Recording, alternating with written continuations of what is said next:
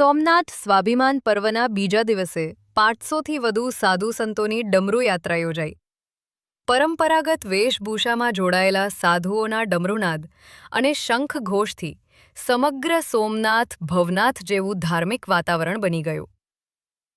સોમનાથના પાવન પ્રભાસ ક્ષેત્રમાં ચાલી રહેલા ઐતિહાસિક સોમનાથ સ્વાભિમાન પર્વના બીજા દિવસે ભવ્ય ડમરૂ યાત્રાનું આયોજન કરવામાં આવ્યું હતું.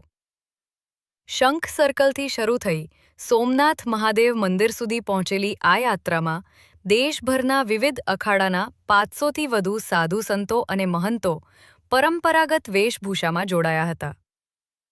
ડમરૂના ગુંજતા તાલ, શંખનાદ અને હર હર મહાદેવના જયઘોષથી સમગ્ર પ્રભાસ ક્ષેત્ર ભક્તિમય બની ગયો હતો.